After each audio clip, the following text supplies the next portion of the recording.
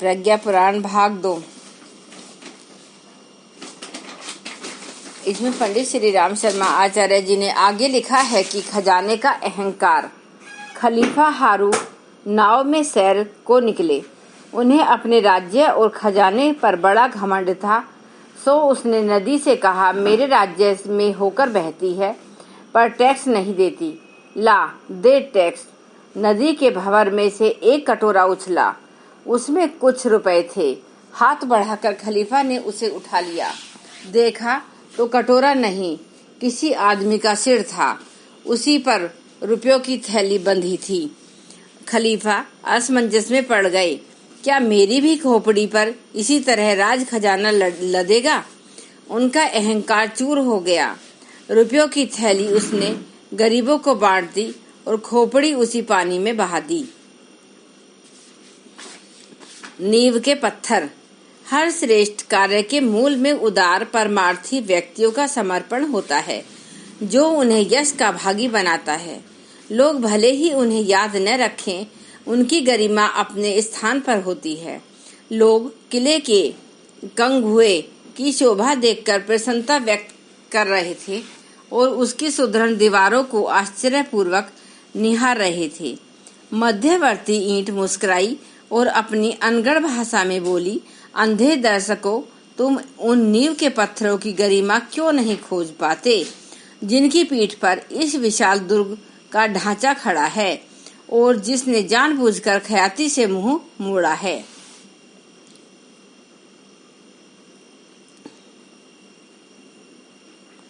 आगे गुरुदेव लिखते हैं कि उदार मना लोगों ने विश्व वसुधा को बहुत कुछ दिया है। जिसने जितना दिया है वह उसी अनुपात में एक दान के बदले अनुदान अर्जित करने में सफल हुआ है। आत्म संतोष, लोक सम्मान और देवी अनुग्रह हर किसी को नहीं मिलते। इन देवी अनुदानों के अधिकारी मात्र उदार मना ही होते हैं, जो स्वयं उदार हैं पर संसार की उदारता बरसती है। कृपणता अपनाने से समाज भी रुष्ट रहता है और भगवान का कोप भी बरसता है।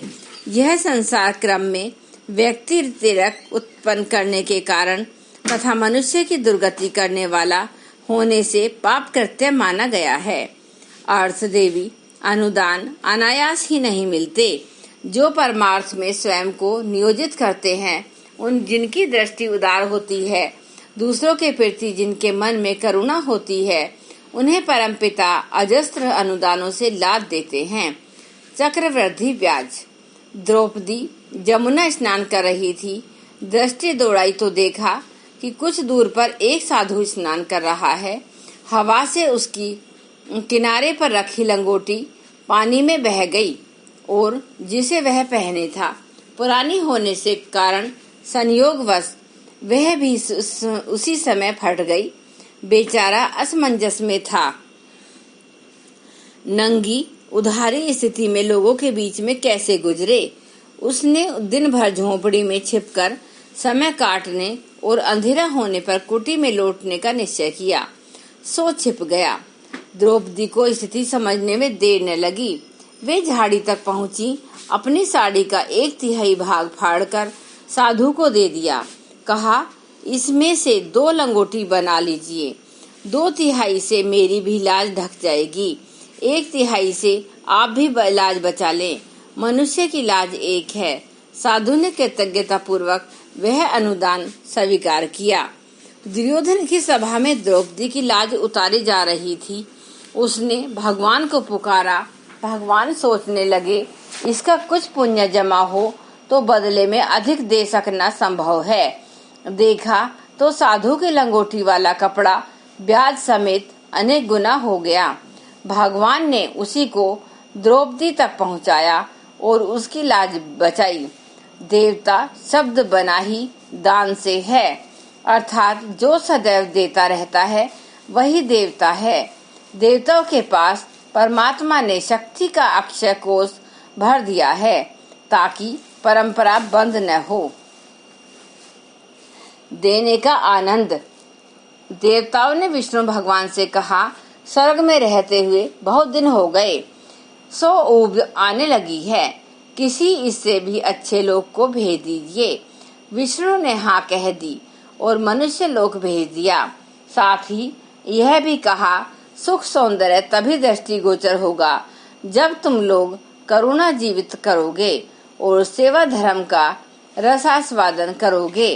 देवता विमानों में बैठकर मनुष्य लोग चल पड़े, पर वहां तो सभी लोग दुखी में डूबे थे। देवताओं ने उनकी सेवा करने का निश्चय किया। कोई मेघ बनकर बरसने लगा, किसी ने ऊष्मा बिखेरी, कोई रात्रि को शीतलता भरा प्रकाश बांटने लगा, किसी ने वन औषधियों का रूप बनाया। अब अपरिग्रही बनकर लोगों को कष्ट मुक्ति का उपाय बताते हुए परिभ्रमण करने लगे। बहुत दिन बाद विष्णु भगवान ने नारद को देवताओं की स्थिति मालूम करने पृथ्वी पर भेजा।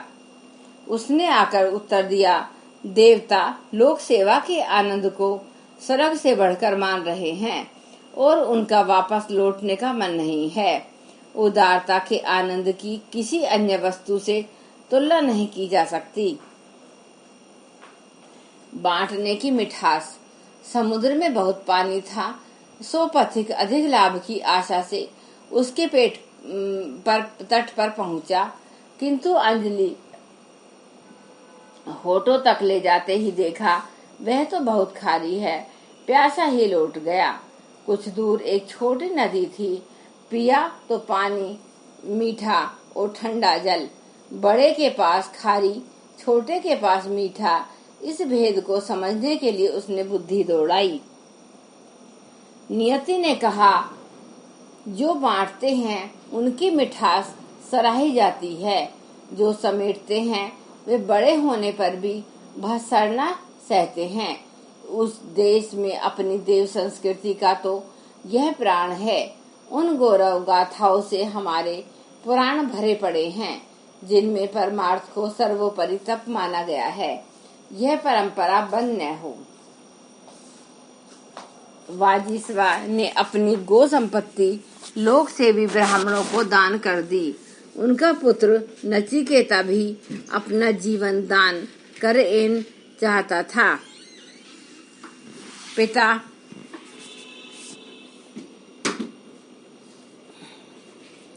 पिता ने उसकी इच्छा जानी और यमाचार्य को उच्च स्तरीय प्रयोजनों में उसका उपयोग करने के लिए दान कर दिया। हर्षवर्धन ने अपना सारा कोष तक्षशिला विश्वविद्यालय तथा दूसरे सत् प्रयोजनों के लिए दान किया था। यहाँ तक कि भावावेश में शरीर के कपड़े तक उतार कर दान कर दिए थे। बहन ने अपनी साड़ी दी, तब उसे लपेटकर दान वेदी पर से आधा शरीर ढके हुए उठे। दधीची ने तो अपनी अस्थियां तक इंद्र को दान कर दी थीं, ताकि उसने वश उनसे बने और असुर वर्ग के आतंक से पीछा छूटे। दिखावे के लिए तो यह नाटक अनेक स्थानों पर चलते हैं, पर अब उसमें विवेकशीलता समाप्त हो गई है। दान भी महान प्रयोजनों के लिए दिए जाते हैं। केवल अहंकार पूर्ति के लिए दिए गए दान में पात्र सुपात्र का ध्यान नहीं रहता, इसलिए उस देने में कुछ भी नहीं मिलता। वह तो उसर में बीज बखेरने जैसा कृत्य है। नाटक न करें। शिष्य अपने गुरु से शिकायत भरे स्वर में कह रहा था, गुरुदेव, आपने ही तो उस दिन कहा था, जो व्यक्ति त्यागी होते हैं और प्रतिष्ठा से दूर भागने का प्रयास करते हैं, सामाजिक सम्मान उनके पीछे दौड़ा दौड़ा आता है। मैं गत 15 वर्षों से अपना सर्वस्व समाज सेवा पर न्यौछावर करता आ रहा हूँ, पर सम्मान मेरे पीछे कभी दौड़कर नहीं आया। गुरु का उत्तर था, बात ठीक है, पर तुम्हारी दृष्टि सदैव पाने पर लगी रही। देना तो तुम्हारा नाटक मात्र था। अनुदान एक प्रकार की इष्ट पूर्ति है, उसे इसी रूप में देना चाहिए, यह मानकर नहीं कि किसी पर कोई एहसान किया जा रहा है।